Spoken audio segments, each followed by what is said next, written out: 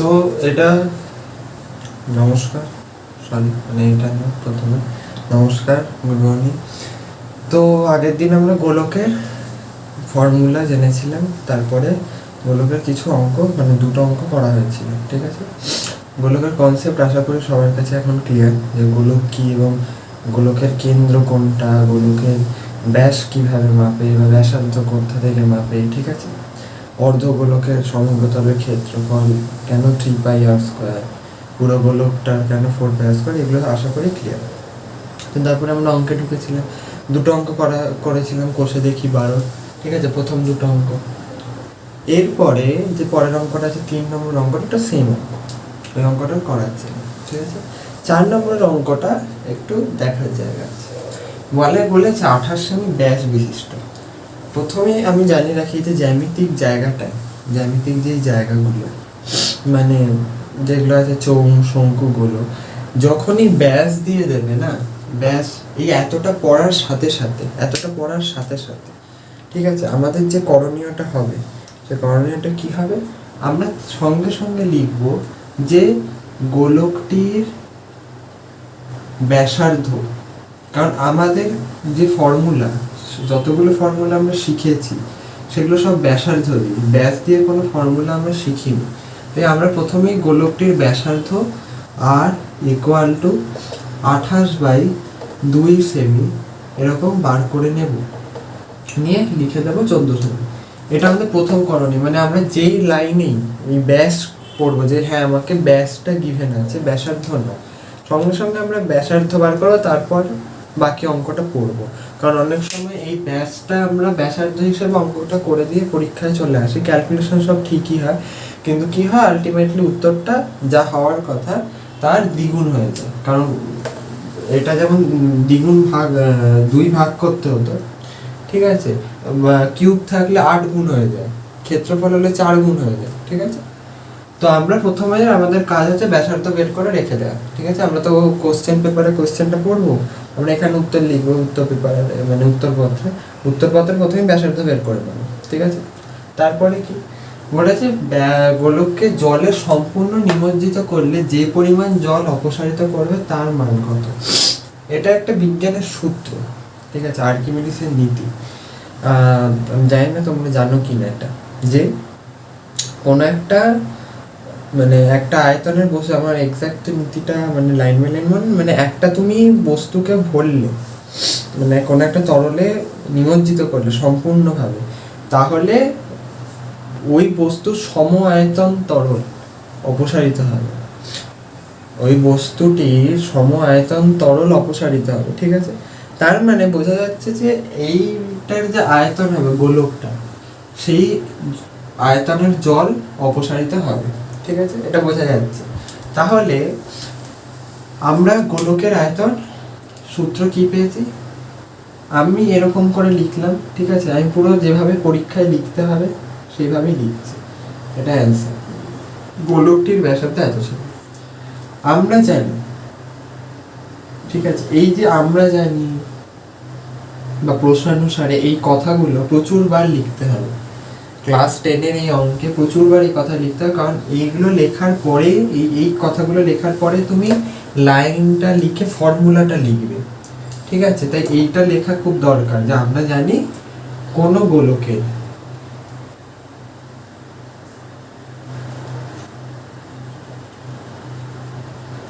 আয়তন equal to 4/3πr³ ব্র্যাকেটে, যেখানে r not equal to 0, গোলকটির ব্যাসার্ধ, ঠিক আছে, গোলকটির ব্যাসার্ধ মানে কোনো নাম্বার কাটার জায়গা নেই, ঠিক আছে। r not equal to 0 লেখার কারণ, r not equal to 0 এই জন্য আর একটা রাশি যার মান যে কিছু মানে যা ইচ্ছে হতে পারে, কিন্তু আর কখনো 0 হয় না, কারণ আয়তনটা 0 হয়ে যাবে, তাহলে অঙ্কটার কোনো মানে থাকছে না। তাই তুমি লিখে দিলে r not equal to 0, আর লিখে দিলে rটা কি, গোলকটির ব্যাসার্ধ, ঠিক আছে। তাহলে অতএব নিমজ্জিত গোলকটির আয়তন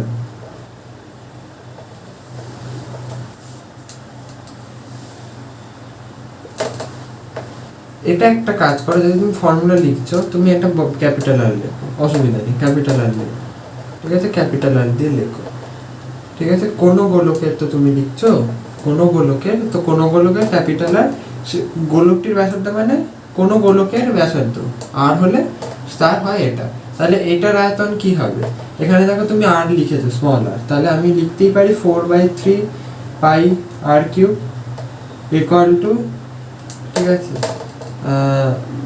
আয়তন, ঠিক আছে, 4/3 পাই আর কিউব ঘন সেমি, ঠিক আছে, ঘন সেমি, ঠিক আছে, তারপর equal to 4/3 into 22/7 into r cube মানে হচ্ছে 14, 14 পরপর লিখে দেবো, ঠিক আছে,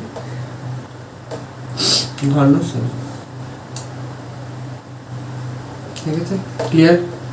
এখান দিয়ে কাটবো 2, ঠিক আছে, আর তো বোধহয় কাটবে না কিছুই, ঠিক আছে, এরপরে পুরোটাই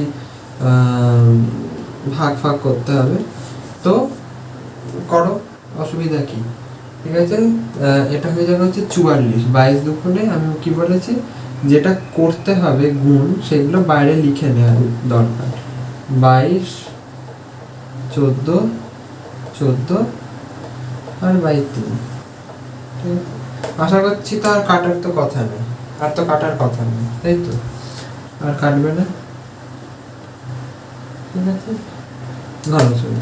তাহলে গুণ করছি, প্রথম দেখো 3টে পার্ট মুখোমুখি হয়ে যাবে, 4 দুগুণে 8 আর 8 দিয়ে যদি 22কে করো তাহলে হয়ে যাবে হচ্ছে 168, না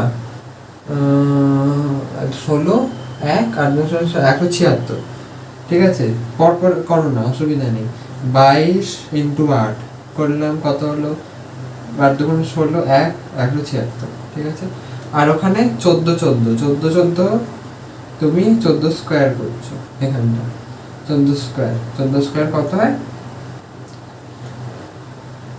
4 4 16, ঠিক আছে, আমি শর্ট ফর্ম করে নিচ্ছি, অসুবিধা নেই, 4 1 4 4 1 4, ঠিক আছে, 8 1 9 আর এখানে হচ্ছে 196। এবার এই জিনিসটাকে আর এই জিনিসটাকে গুণ করে 3 দিয়ে ভাগ করতে হবে, ঠিক আছে। আশা করি ক্যালকুলেশন পারবে, আমি আর ভিডিওতে ক্যালকুলেট করে দেখাচ্ছি না, প্রসেসটা আশা করি বুঝে গেছো যে গোলকটির ব্যাসার্ধ যখনই ব্যাস বিশিষ্ট বলে দেবে, ঠিক আছে, তখনই তুমি ব্যাসার্ধটা আগে বার করবে যে ব্যাসার্ধটা, ঠিক আছে, কারণ তোমার ফর্মুলা কিন্তু ব্যাসার্ধ দিয়ে, ব্যাসার্ধ যেই বার করে নিলে তো তারপরে তুমি দেখবে আর কি কি বলেছে, আর কি কি চেয়েছে, যদি দেখো আর কি কি মানে আর কোনো নতুন রাশি চাইনি, তাহলে তোমার সিম্পল যেটা বার করতে বলছে, এখানে যেমন আয়তন যদি সমগ্রতলের ক্ষেত্রফল বার করতে বলতে তার সমগ্রতলের ক্ষেত্রফল দিয়ে ফর্মুলাটা লিখতে, আমি এই যে এই পার্টিকুলার লাইনটা, এই লাইনটা তোমাকে ফোকাস করার কথা বলছি, কেন, কারণ এই লাইনটা তুমি ফর্মুলাটা লিখছো, যেটা আলাদা একটা তুমি +1 নাম্বার পাবে, হয় +1 2, আমি ঠিক জানি না, যতদূর মনে হয় আমি যতদূর জানি +1 একটা নাম্বার থাকে, যদি এটা 4 থাকে তার 1 নাম্বার তোমার এটার জন্য হবে, ঠিক আছে। এবার তুমি এটা লিখলে না, এটা না লিখে পুরো অঙ্কটা ঠিক করলে, পুরো ক্যালকুলেশন ঠিক করলে, একক ঠিক লিখলে, সব করলে, পরীক্ষক চাইলে এই +1টা তোমায় দিয়ে দিতে পারে, আমি আগের দিনও বলেছিলাম, ঠিক আছে, আবার না চাইলে কেটেও নিতে পারে, যখন তুমি খুব নাম্বার পাবে তখন ফুল মার্কসের কাছাকাছি পৌঁছে গেছো, তখন এইগুলোই চেক হবে যে তুমি ফর্মুলাটা লিখেছো কি না, উত্তরের এই এককগুলো ঘন সেমি বা সেমি কিউ, সেমির মাথায় কিউ এরকম করে লিখেছো কি না, ঠিক আছে, এই সবগুলো চেক হয়, ঠিক আছে। তো আমি আর ক্যালকুলেশনে যাচ্ছি না, পরের অঙ্ক চলে যাচ্ছি, আশা করি ক্যালকুলেশনটা তোমরা করে নেবে, ঠিক আছে।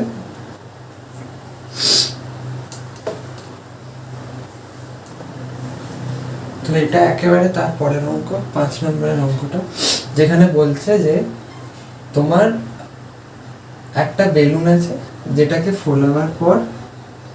ফোলাবার আগে জিনিসটা 7 সেমি ছিল, মানে ফোলানোই ছিল, মানে ধরো বেলুনটা সাইজ মানে তুমি ফুলিয়েছো অল্প এরকম ছিল বেলুনটা, গোলাকার বেলুন ধরে নাও, ঠিক আছে?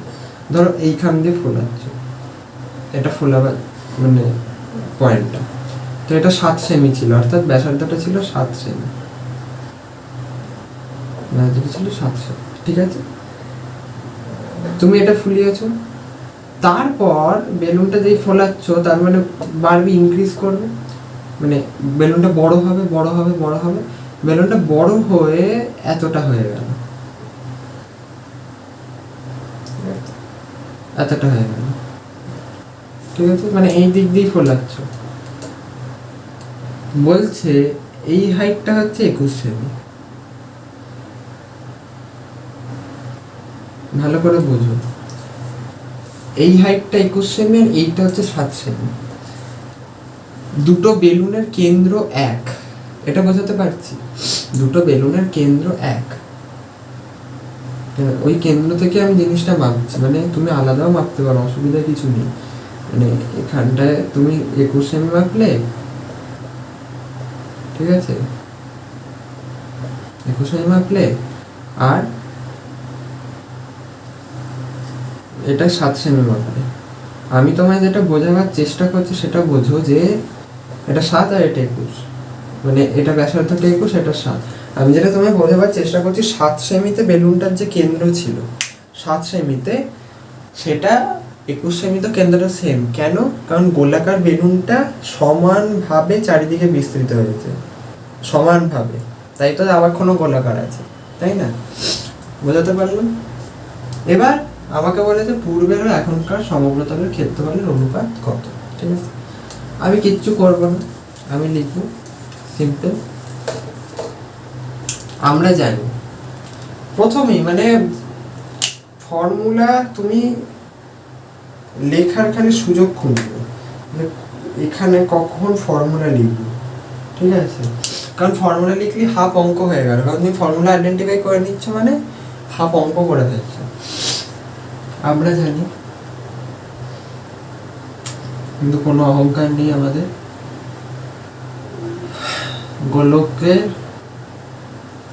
আমরা জানি গোলকে লিখবো না, লিখবো গোলাকার বেলুনটির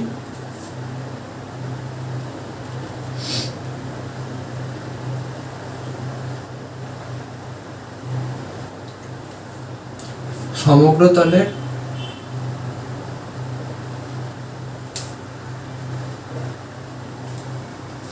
ক্ষেত্রফল হবে, ক্ষেত্রফল 4 পাই আর স্কয়ার, ঠিক আছে?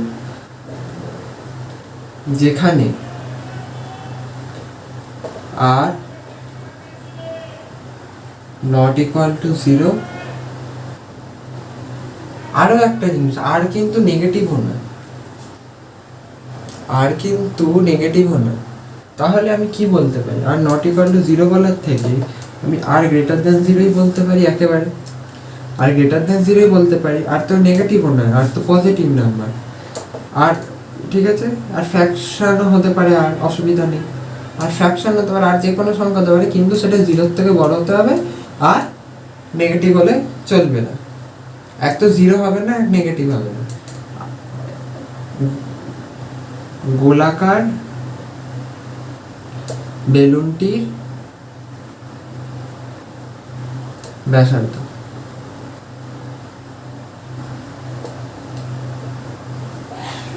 ঠিক আছে? গোলাকার বেলুনটির ব্যাসার্ধ, যেন আর গ্রেটার দ্যান 0, গোলাকার বেলুনটির ব্যাসার্ধ। এরপর তুমি কি লিখছো যে অতএব পূর্বের বেলুনটির সমগ্রতলের ক্ষেত্রফল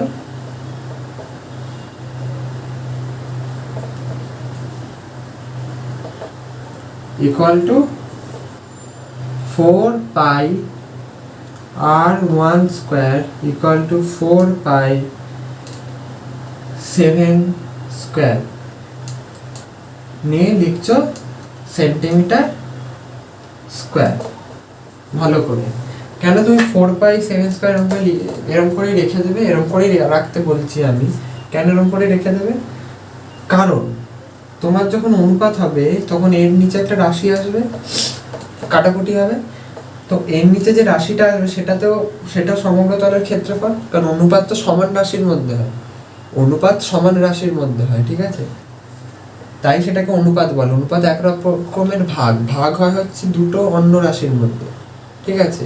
ধরো 5টি পেন 6 জনের মধ্যে কিভাবে দেবে, তো একটা মানুষের সংখ্যা, একটা হচ্ছে 5 পেনের সংখ্যা, ঠিক আছে, জোন আর ওটা টি, একক আলাদা, কিন্তু অনুপাত হয় সবসময় সমান রাশির মধ্যে যার একক দুটো সেম, ওই জন্য অনুপাতের কোনো একক হয় না, অনুপাতের কোনো মাত্রা হয় না, ঠিক আছে। অনুপাত তো ক্লাস 10-এই আছে, আশা করি পড়ে, আর আমি শেখাবো, ঠিক আছে। তো এরকম করে রেখে দেবে পুরো বেরোনি সমগ্রতলের ক্ষেত্রফল এটা। এবং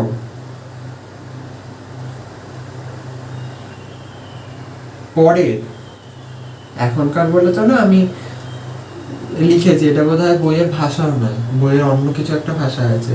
এবং পরের বেলুনটির সমগ্রতলের ক্ষেত্রফল 4 পাই আর 2 স্কোয়ার, সাবস্ক্রিপ্টে 2, সাবস্ক্রিপ্ট মানে তলা, ঠিক আছে, সাবস্ক্রিপ্ট মানে তলা, আর 2 স্কোয়ার ইকুয়াল টু 4 পাই, ঠিক আছে, আর 2টা কি বলে লিখবো, 21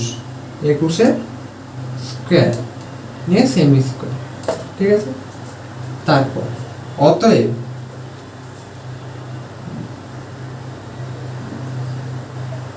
পূর্বের ও পরের বেলুনটি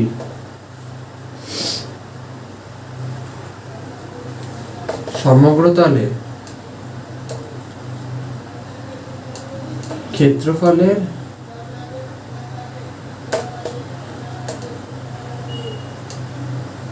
অনুপাত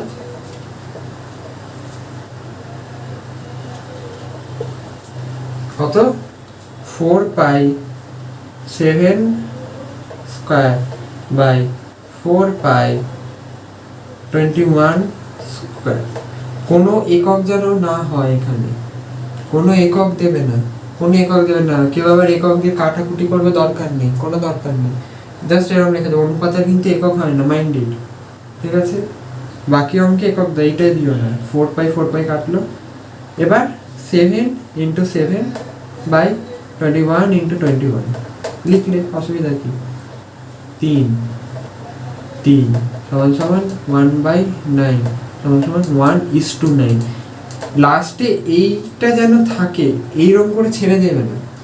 1/9 = 1:9 ঠিক আছে, কিন্তু এটার যে একক আছে কি নেই সেটা তো মানে হতে পারে তুমি একক দিতে ভুলে গেছো, কিন্তু এইটা যখন লিখছো এটা নিশ্চিত যে এর একক নেই, কারণ 1:9 এর একক হয় না, 1/9 এর একক হয়, কারণ 1/9 একটা ভাগের একক হয়, ঠিক আছে।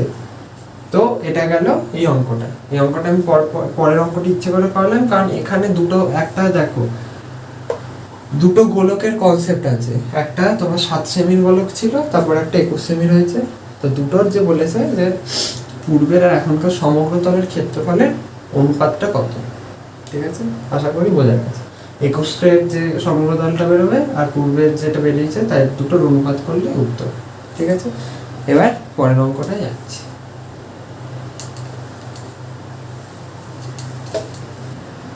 তো এটা হচ্ছে তার পরের অঙ্ক, 6 নম্বরের অঙ্ক। আর আমি ইচ্ছে করে আমি পরের অঙ্কটাই করলাম, কারণ এটা আবার আলাদা কনসেপ্ট, ঠিক আছে।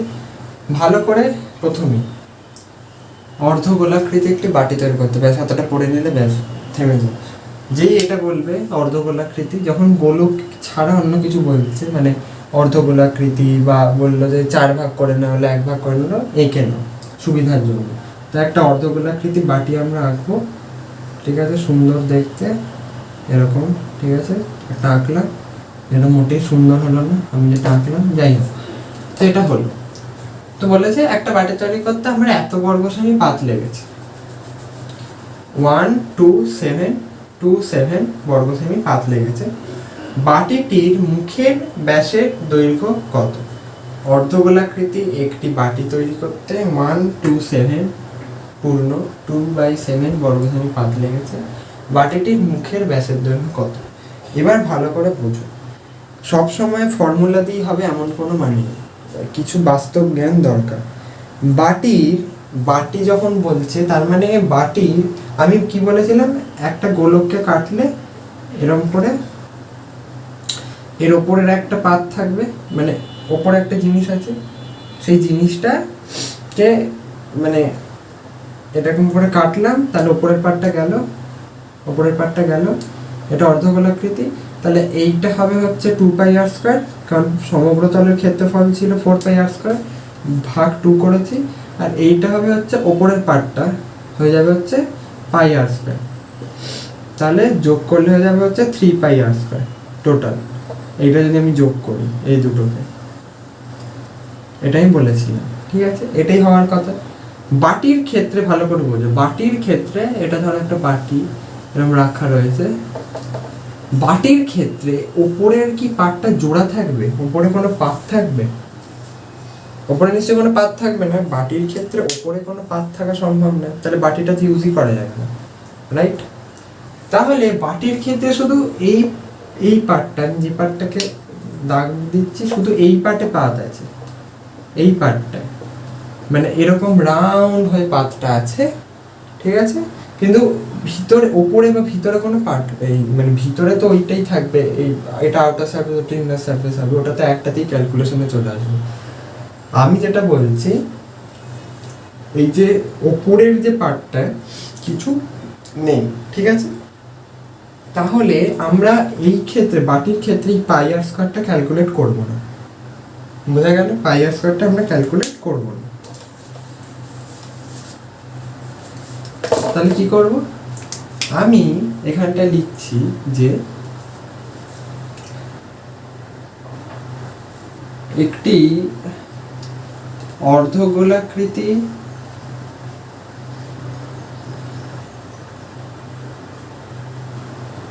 বাটির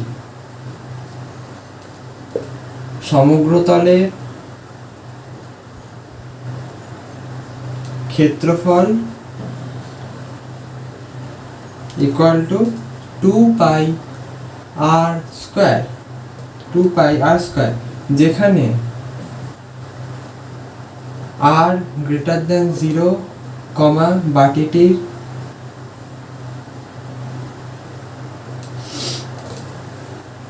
ব্যাসার্ধ,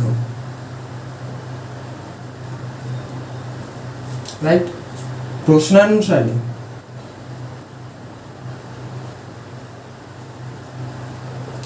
2πr² ইকুয়াল টু 12727, ঠিক আছে, এটা এখন একক নেই, সমীকরণে তো এককের কোনো প্রয়োজন নেই। অর r² ইকুয়াল টু, এটাকে তুমি করে নাও, গুণ করে নাও, কত হয়? 127 × 7 কত হয়? 49, 4, 14 আর 4 18, 8 হাতে থাকে 1, 7 থেকে 7 থাকে 8, ঠিক আছে, 889 আর 2, হ্যাঁ ঠিকই বলছে, 889 আর 2 891 বাই 7, ঠিক আছে, বাই 7/22, ঠিক আছে, কারণ পাই 22-এর সাথে উল্টে গেল ওখানে গিয়ে, আর এখানে হয়ে যাবে হচ্ছে 1/2, ঠিক আছে, 7 7 কাটলো, ঠিক আছে, এখানটা দেখো ভালো করে, 11 দিয়ে যাবে, এটা 11 দিয়ে 2, 11 দিয়ে দেখো 8 11 88, 8 11 88, 8 1 8 1 কে 8, ঠিক আছে, গেল। তাহলে অত অর r² ইকুয়াল টু 81/4, 2 দুগুণে 4, তাহলে অতএব r ইকুয়াল টু 9/2। কেন 9/2 প্লাস 9/2? এটা কি তুমি জানো যে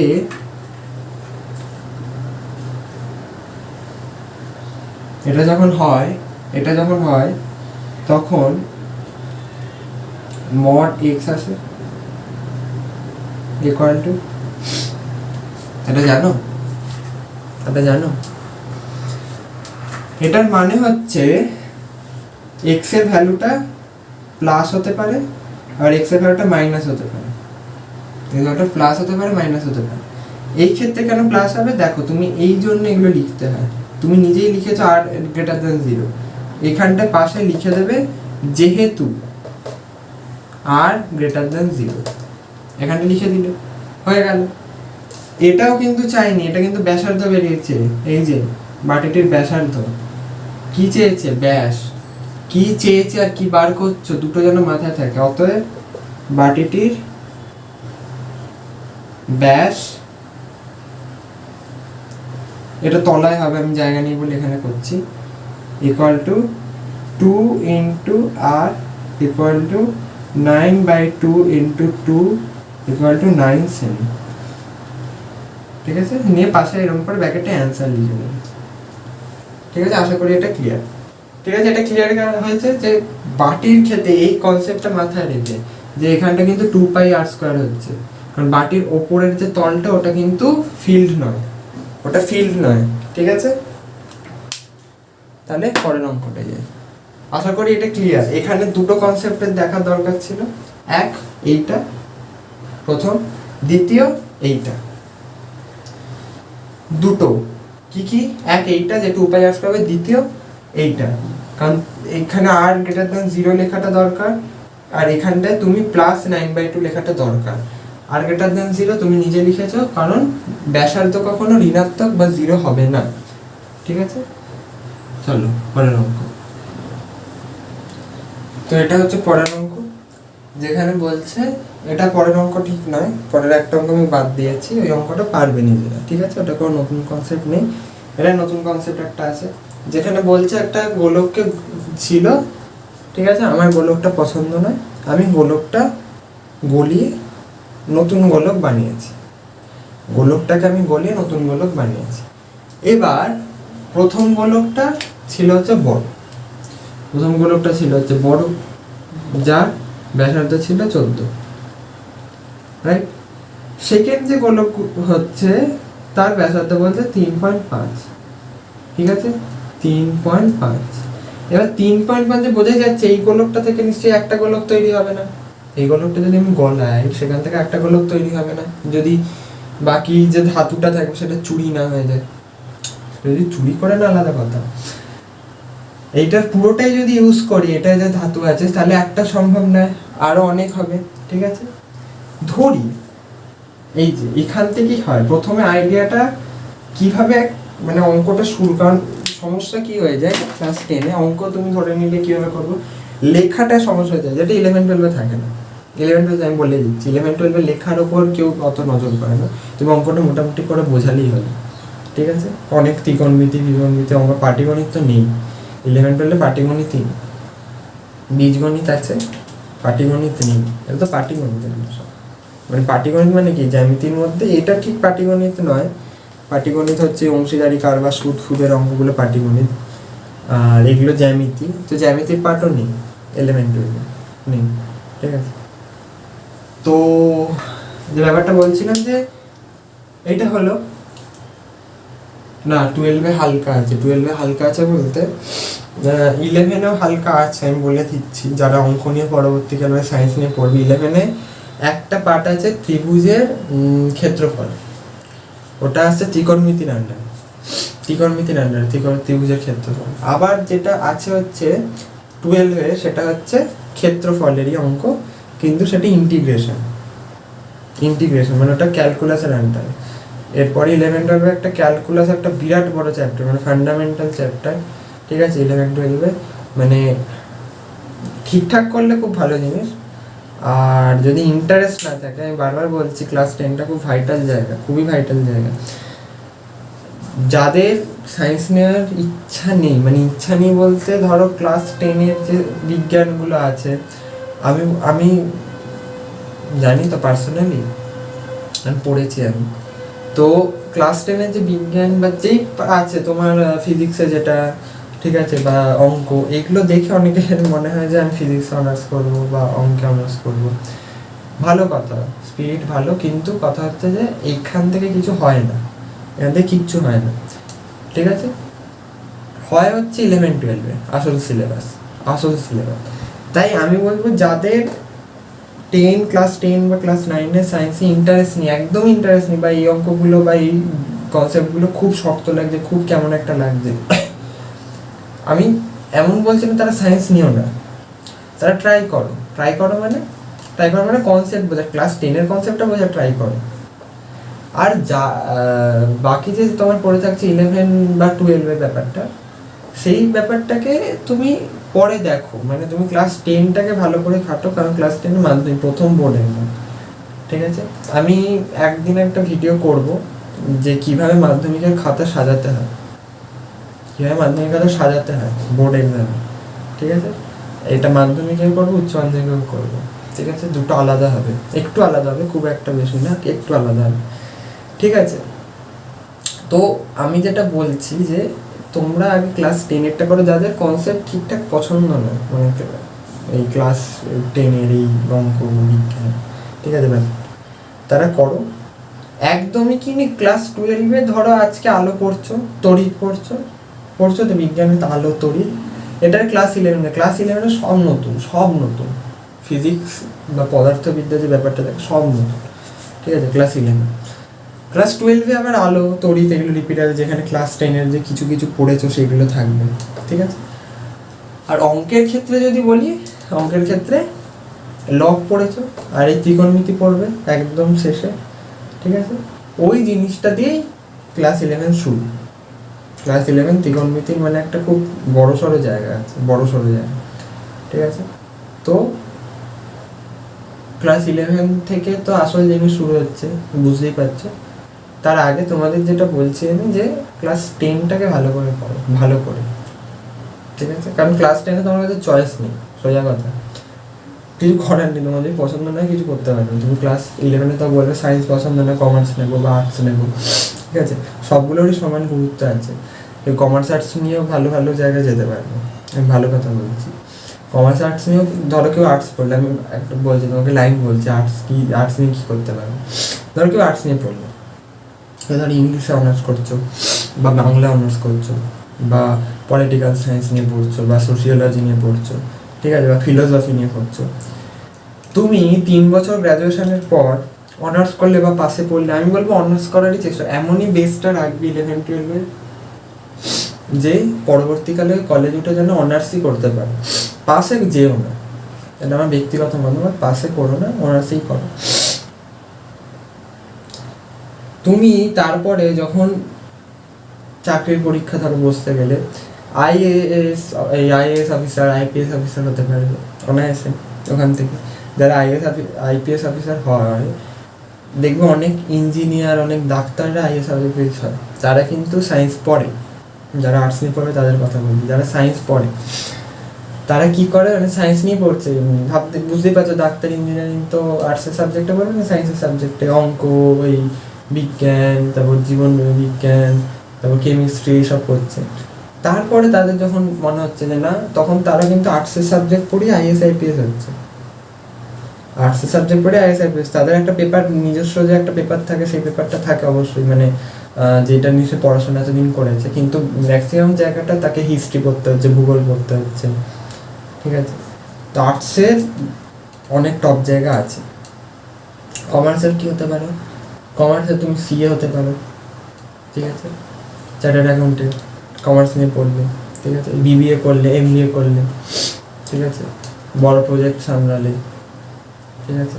তো কমার্সের তো মানে আলাদাই জায়গা আছে কমার্সের, কারণ কমার্সের তুমি ভারতে দেখো যে দুজন বাঙালি রিসেন্ট, আমাদের যে দুজন বাঙালি নোবেল প্রাপ্ত, একজন অভিজিৎ বিনায়ক বন্দ্যোপাধ্যায়, একজন অমর্ত্য সেন, দুজনই কমার্সের লোক, ঠিক আছে? ভারতের সব থেকে প্রথম যে নোবেলটা পেয়েছে সেটা সাহিত্য, যেটা আর্টসের সাবজেক্টে, সেটা হচ্ছে রবীন্দ্রনাথ ঠাকুর। আর যেটা রিসেন্ট একদম, সেখানে হচ্ছে কে পেয়েছে, অমর্ত্য সেন আর অভিজিৎ বিনায়ক বন্দ্যোপাধ্যায়। সায়েন্সে আমাদের বোধহয় নোবেল একটাই আছে, চন্দ্রশেখর ভেঙ্কটরমন, আর কোনো আমাদের সায়েন্সে নোবেল নেই। তো ঠিক আছে, তো সায়েন্স শুধু সায়েন্সেই জায়গা আছে এমন কোনো ব্যাপার নেই, সব দিকেই একটা লাইন আছে, শুধু ঠিকঠাক লাইনে যাও, ঠিক আছে? কিন্তু তার সব আগে ক্লাস 10-এর সিলেবাসটাকে ভালো করে কমপ্লিট করো, ঠিক আছে? অনেক জ্ঞান হয়ে গেল, আর কি বলবো। যাই হোক, তো প্রথমেই যেটা করবে, এটা দেখার পর যে ধরি বড় গোলকটি থেকে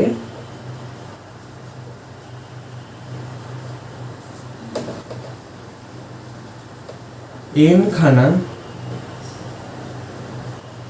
ছোট গোলক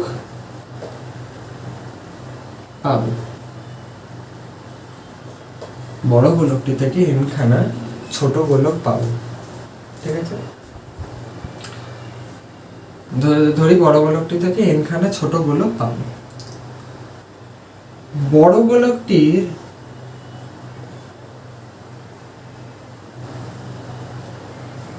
ব্যাসার্ধ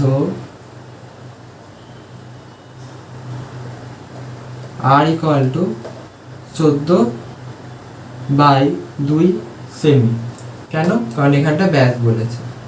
আমি এটাও বলেছিলাম আমার করা উচিত ছিল, আমি ভুল করলাম। আমার যে মুহূর্তে এটা দেখলাম যে ব্যাসের দৈর্ঘ্য বলেছে, সঙ্গে সঙ্গে আগে আমার এটা লেখা উচিত ছিল গোলকটির তাহলে বড় গোলকটির ব্যাসার্ধ এত সেমি। তো যাই হোক, আমি আইডেন্টিফাই পরে করেছি, অসুবিধা নেই। তো তোমরা সেটাই করবে যেটাই প্রথমে বলেছিলাম, ইকুয়াল টু 7 সেমি করলে 7 সেমি। এরপর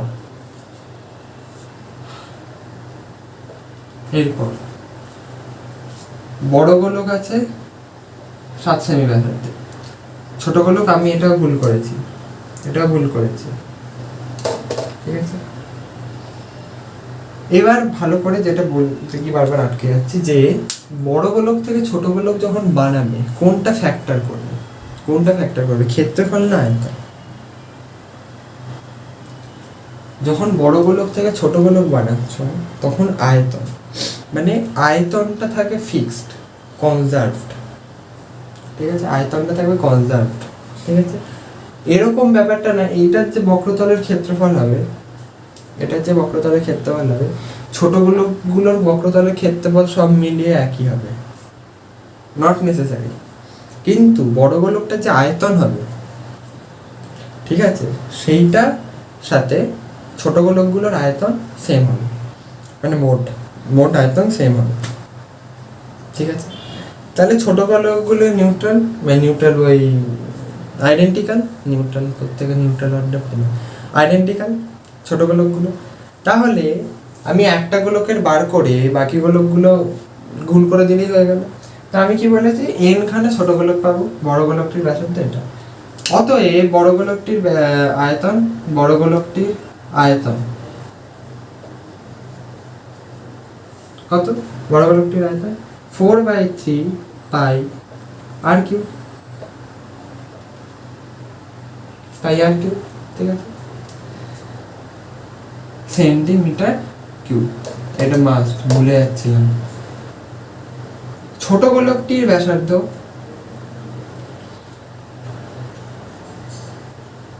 ছোট একটি গোলকের, গোলক 3 নয়, ছোট একটি গোলকের ব্যাসার্ধ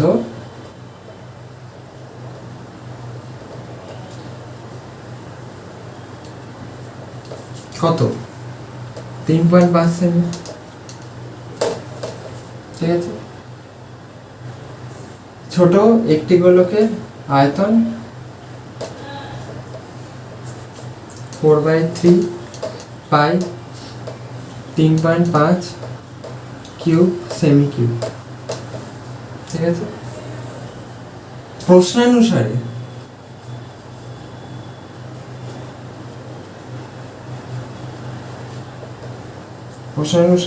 আমি উপরের পার্টটা মুছছি, প্রশ্ন তো বইতে পাবি। ঠিক আছে, আমি উপরের পার্টটা মুছছি। প্রশ্নানুসারে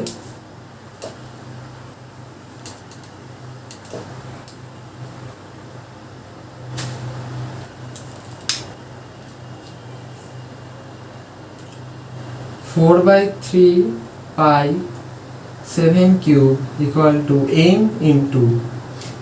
इंटू 4/3 पाई 3.5 কিউব। আচ্ছা, আমি যেটা বলছি, আমার কাছে তো উত্তরমালাটা নেই, তো আগের দিন বললাম বইতে, তো আমার কাছে বইটা আছে, তো তোমরা একটুখানি উত্তরমালাটা দেখে নেবে তো ঠিকঠাক করছি কিনা। আমি আশা করছি ঠিকঠাকই করছি, অসুবিধা নেই। ঠিক আছে, তো এনটাই কিন্তু আমাদের উত্তর। আমরা দেখো ক্যালকুলেট করিনি তখন, ইচ্ছে করে। তো 4/3 পাই কেটে গেল। এবার 7 ইন্টু 7 ইকুয়াল টু n। এই 3.5টা 3.5 ইন্টু 3.5 ইন্টু 3.5 কাটরে 2। কাটরে কাটরে 2, কাটরে কাটরে 2, তাহলে অতএব n equal to 8. That's will your answer. বুঝতে পারলাম? অঙ্কটা সহজ ছিল, খুব একটা কঠিন ছিল না। কনসেপ্টগুলো বোঝো যে কি লাগবে যখন বড় গোলক থেকে ছোট গোলক বানাচ্ছে, তখন লাগবে আয়তন, ঠিক আছে? যখন ডুবিয়ে দিচ্ছে একটা কোথাও তরলে আর বলছে কত তরল অপসারিত হবে, তখন লাগবে আয়তন। যখন একটা বাটির কনসেপ্ট আসছে, তখন কিন্তু ওপরের পাই আর স্কয়ার আমি ধরবো না। এগুলো মানে তোমাকে ফর্মুলা তুমি জানো, নো ডাউট, কিন্তু ওই কিছু কিছু সেন্স তোমাকে লাগাতে হবে, ঠিক আছে? এবার যে অর্ধগোলকের, আমি কেন তখন বলছিলাম যে এই ফর্মুলাটা মনে না রাখলেও চলে, যে অর্ধগোলকের বক্রতলের ক্ষেত্র, সমগ্রতলের ক্ষেত্রফল 3πr² মুখস্থ করে বসে আছে, আর সে গিয়ে অঙ্কটা করছে, সে 3πr² ওইটা বসিয়ে অঙ্ক করবে, আলটিমেটলি কি হবে, তার অঙ্কটা ভুল আসবে। ওই জন্য বলছি যে তুমি মেন যে বেসিক ফর্মুলাটা, যেটা 4πr² আর 4/3πr³ এই দুটো খালি মনে রাখা, আর কিচ্ছু মনে রাখতে হবে না। বাকিগুলো অঙ্ক বিশেষে চেঞ্জ করবে, অঙ্ক বিশেষে, ঠিক আছে? গেল? চলো পরের অঙ্ক। পরের অঙ্কটা টুকছি না, পরের অঙ্কটা যেটা করাবো সেটা আমি, প্রশ্নটা তোমাদের কাছে আছে, আমি যে পরের অঙ্কটা করাবো সেটা দেখো। 9 যে অঙ্কটা বলেছে, 3 সেমি 4 সেমি 5 সেমি দৈর্ঘ্যের ব্যাসার্ধের 3টে নিরেট তামার গোলক গলে একটি নিরেট বড় গোলক তৈরি করলো, বড় গোলকটি ব্যাসার্ধ রেখে। Simple simple. 3টের যে মোট আয়তন হবে, বড় গোলকটার আয়তন, প্রথমটা কি করে, বড় গোলক থেকে ছোট গোলক বানাবে। এখানে কি করছো, ছোট গোলক থেকে বড় গোলক বানাচ্ছ। পার্থক্যটা কি, গোলকগুলো আলাদা, তো প্রত্যেকটা আলাদা আলাদা করে আয়তন বার করবে। কীভাবে বার করবে বলে দিচ্ছি। 4/3 আর পাইটা কমন রাখবে। প্রথমটা কি হবে, 3 যেটা সেমি ব্যাসার্ধ, তাহলে 4/3 পাই 3 কিউব। এবার 3 একটা করে কেটে দেবে না, দরকার নেই, 3 কিউব রেখে দিল। পরেরটা হবে 4/3 পাই 4 কিউব, 4/3 পাই 5 কিউব, ঠিক আছে? এবার তাহলে মোট আয়তন 4/3 পাই common 3 cube plus 4 cube plus 5 cube, কত আসবে, 50 আসবে। কেন আসবে বলেই দিচ্ছি। 3 কিউব হয় 9, 4 কিউব হয় 16, 16 আর 9 যোগ করলে 25, আর 5 কিউব, কিউব না স্কোয়ার বলছিলাম, সরি 3 কিউব হচ্ছে 27, ওটা তো তাহলে যোগ করতে হবে, স্কোয়ার হলে হতো 50, ওটা যোগ করলে, যোগ করার পর যদি দেখো কাটাকুটি হচ্ছে, করবে 1 সেকেন্ড, কাটাকুটিরও করার দরকার নেই, কোনো দরকার নেই। এবার দেখো ভালো মজাটা দেখো, 4/3 মানে ক্যালকুলেশনটা ইজি করো, ক্যালকুলেট প্রথম থেকেই ক্যালকুলেশন করতে থাকতে হবে না, আলটিমেটলি কি ক্যালকুলেট করলেও হবে, খালি ক্যালকুলেশনটা ইজি করতে হয় কী করে। 4/3 পাই ওটা রেখে দিলে ইকুয়াল টু, বড় যে গোলকটা থাকবে তার কি চেয়েছে, হচ্ছে ব্যাসার্ধের দৈর্ঘ্য। ব্যাসার্ধ ধরো আর ধরেছো, ক্যাপিটাল আর ধরেছো বা স্মল আর ধরেছো, যা ইচ্ছা একটা ধরেছো, যেখানে তুমি মেনশন করে দিয়েছো আর >0 করে দিয়েছো। এরপর তুমি কি করলে, 4/3 পাই কিউব ইকুয়াল টু 4/3 পাই, যে আরটা ধরেছো আর এর কিউব, তাহলে দুদিক থেকে 4/3 কাটবে, পাই কাটবে, তাহলে আর এর যে কিউবটা থাকবে আর এটার যে মোট আয়তনের, মানে যেটা বার করলে ক্যালকুলেট করে ওই যোগ ফোগ করে 27 প্লাস 4 কিউব হচ্ছে 64, 5 কিউব 125, এগুলো যোগ করে যেটা বার করলে এটা। তারপর তোমাকে কি দেখতে হবে, কিউব রুট করতে হবে, সিম্পল। করার পরে তুমি যেটা বেরোবে সেইটা উত্তর। এরকম করে, মানে এবার তুমি ধরো কেউ করছে প্রথম থেকে ক্যালকুলেট, 4/3 পাই আর কিউব, চলো ক্যালকুলেট করি বলে সে করছে, এক তো টাইম যাচ্ছে, দ্বিতীয়ত ভুল হওয়ার চান্স দ্বিগুণ বেড়ে যাচ্ছে, দ্বিগুণ কি 4 গুণ বেড়ে যাচ্ছে, কারণ প্রত্যেকটা স্টেপে সে ক্যালকুলেট করছে, প্রত্যেকটা স্টেপে তার ভুল হওয়ার চান্স বেড়ে। তুমি একটা স্টেপে গিয়ে ক্যালকুলেট করো না, ঠিক আছে? কীভাবে ক্লাস 10-এ যেহেতু ক্যালকুলেটর নেই, অঙ্কগুলোর ক্যালকুলেশন খুব বড় বড়, বিশেষ করে এই শঙ্কু গোলক, যখন এই চ্যাপ্টার থেকে, সত্যি কথা বলতে এই চ্যাপ্টার থেকে, এই যে সেপারেট যে চ্যাপ্টারগুলো আছে না, ওখান থেকে খুব একটা অঙ্ক আসে না, ঠিক আছে? অঙ্ক আসে প্রত্যেকে, অঙ্ক আসে হচ্ছে যেটা সবগুলো চ্যাপ্টার একসাথে আছে, সেখান থেকে অঙ্ক আসে। এবার সেখানে সবগুলো চ্যাপ্টার একসাথে আছে, সেখানে অনেকগুলো ফর্মুলা একসাথে লাগাতে হচ্ছে, এবার তুমি যদি ক্যালকুলেশনগুলোকে ইজি করতে না পারো তাহলে আলটিমেটলি কি ভুল হয়ে যাবে, ঠিক আছে। তো এটা গেল।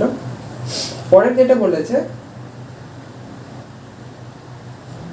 একটা অর্ধগোলাকৃতি গম্বুজে ভূমিতলের ব্যাসের দৈর্ঘ্য, অর্ধগোলাকৃতি গম্বুজের ভূমিতলের ব্যাসের দৈর্ঘ্য 42 ডেসিমি, গম্বুজটির উপরিতল রং করতে প্রতি বর্গমিটার কি বলে 35 টাকা হিসাবে কত খরচ পড়বে তা হিসেব করি, ঠিক আছে। অর্ধগোলাকৃতি গম্বুজ, গম্বুজ দেখেছো? গম্বুজ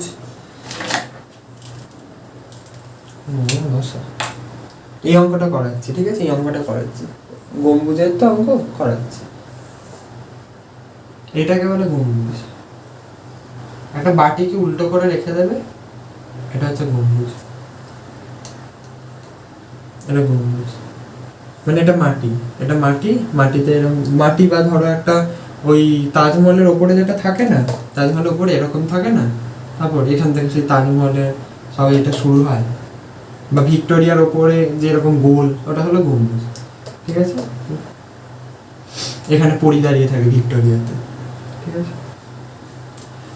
তো এটার কি বলেছে, এটা ভূমিতলের ব্যাসের দৈর্ঘ্য 42 ডেসিমি, অর্থাৎ ভূমিতলের ব্যাসের দৈর্ঘ্য 42 ডেসিমি, 42 ডেসিমি, ঠিক আছে, এটা বলেছি, ঠিক আছে। এটার অঙ্কটা করছি না, আমি কনসেপ্ট বুঝিয়ে দিচ্ছি, দেখো কিভাবে করতে হয়। যেই ব্যাস বলেছে, কি বলেছি? ব্যাসার্ধ, ব্যাসার্ধ বার করো, ঠিক আছে। আমাদের জীবনের উদ্দেশ্য হয়ে যাবে ব্যাসার্ধ বার করা, ডেসিমি, ঠিক আছে। হয়ে যাবে হচ্ছে 21 ডেসিমি, ঠিক আছে, 21 ডেসিমি, ঠিক আছে, হয়ে গেল। ব্যাসার্ধ বার করবো, কারণ ফর্মুলা ব্যাসার্ধ দিই। তারপরে কি বলেছে, পরপর দেখো, গম্বুজের উপরিতল রং করতে প্রতি বর্গমিটার 35 টাকা হিসেবে খরচ হয়। এবার উপরিতল রং করছো, আবার এটা কত? অর্ধগোলাকৃতি আমরা জানি 2πr², বক্রতলটা। এবার আমি কি সমতল রং করতে পারবো? সমতল তো ফিক্সড, সমতল তো তলায়, ঠিক আছে। গম্বুজের তো তলাটা রং করতে পারবো না, গম্বুজের উপরের তলটাই রং করতে পারবো। তাহলে উপরিতলটা কত হচ্ছে? উপরিতলটা হচ্ছে 2πr²,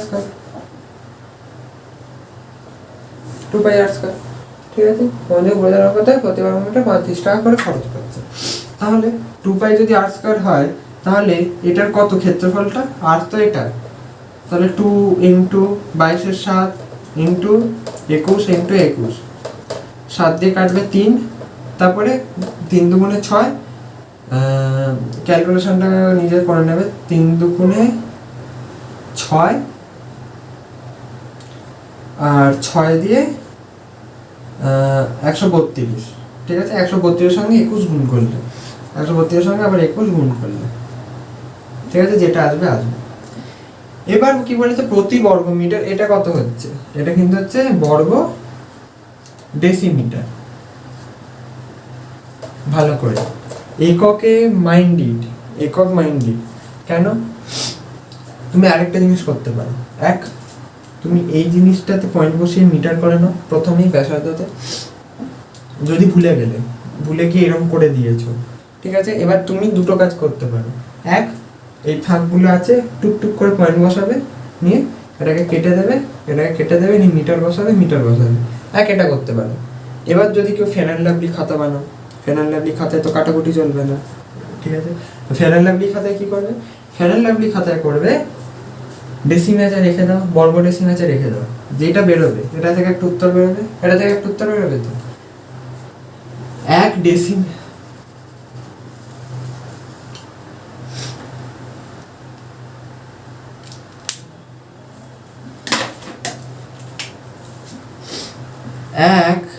ডেসিমি ইকুয়াল টু 0.1 মিটার। কেন? কারণ ডেসিমি থেকে মিটারে যাচ্ছে মানে 10 ভাগ করছে, কি হয়, কিলো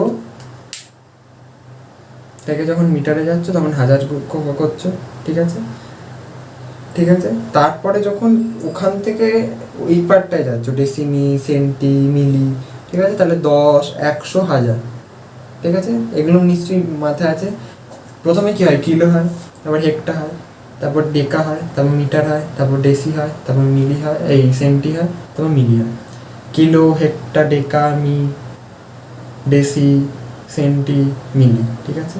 তাহলে ডেসি থেকে যখন ব্যাকে যাচ্ছ, প্রত্যেকটা 10-এর ফারাক, তাহলে যখন ব্যাকে যাচ্ছ তাহলে 10 ভাগ করছো, আগে যাচ্ছ 10 গুণ করছো, ব্যাকে যাচ্ছ 10 ভাগ করছো। এবার তুমি ব্যাকে যাচ্ছ একটা ডেসিমিটারের জন্য তুমি 10 ভাগ করছো। এটা বর্গ ডেসিমি, তাহলে বর্গ 10-এর বর্গ ভাগ করব, বর্গ ডেসি মানে 10-এর বর্গ ভাগ করব, 10-এর বর্গ কি হয় 100, তাহলে 100 দিয়ে ভাগ করব। 100 ভাগ করলে কি হবে, 100 ভাগ করলে যাই বেরোবে, ধরো সামথিং বেরোলো, আমি ধরে রাখছি, আমি জানি না কত বেরোবে, আমি ধরো বেরোলো 6, 3, 5 বেরোলো, ঠিক আছে? এটা উত্তর, এই গুণটা করে এটা বেরোলো, বা আচ্ছা এটা গুণটা করে 35 টাকা গুণ করে তারপরে এটা বেরোলো, ঠিক আছে? না 35 টাকা গুণ করে না, প্রতি বর্গ মিটারে বলেছি, তো আগে তোমাকে এখানে বার করতে হবে, এটা বেরোলো। তাহলে তুমি কি করছো, 1 ঘর 2 ঘর তার আগে পয়েন্ট বসাচ্ছ, 1 ঘর 2 ঘর তার আগে পয়েন্ট বসে লিখে দিচ্ছ প্রতি বর্গ মিটার, ঠিক আছে? আশা করি এটা ক্লিয়ার হয়ে গেছে, ঠিক আছে? অঙ্কটা এভাবে হবে, অঙ্কটা এভাবে হবে। তোমাকে উপরিতলটা রং করতে বলেছে, তলারটা নয়, তলারটা আছে ফিক্স, ঠিক আছে? উপরিতলটা রং করতে হবে। আজকের ভিডিওটা অনেকটাই বড় হয়ে যাচ্ছে, তো আজকে আর আমি করাচ্ছি না, বাকি অঙ্কগুলো আবারও বলছি তোমরা বাড়িতে ট্রাই করো, সহজ কনসেপ্টের অঙ্ক, ঠিক আছে? বাকি অঙ্কগুলো গুলোকে আমি পরের দিনকে এটা শেষ করিয়ে দেবো, ঠিক আছে? আর দুটো একটা বলে দিচ্ছি, কোন অঙ্কগুলো করো, যে সব অঙ্ক নাও করো, আমি বলে দিচ্ছি কোনগুলো করবে। 12টা করো, 13টা করো, 14টা করো, 12, 13, 14, ঠিক আছে? আর 4টা অঙ্ক আছে, দেখো 11, 12, 13, 14 আছে, 12, 13, 14 করো।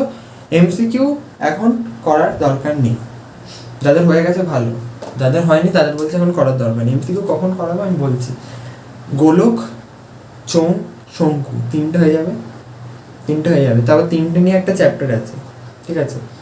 ওই চ্যাপ্টারটা শুরু করার আগে আমি জ্যামিতিটা শেষ করবো, পুরো জ্যামিতি, মানে জ্যামিতি মানে এই জ্যামিতির পার্টটা, তারপর তো বৃত্ত ফিত্ত আছে, উপপাদ্যগুলো আছে।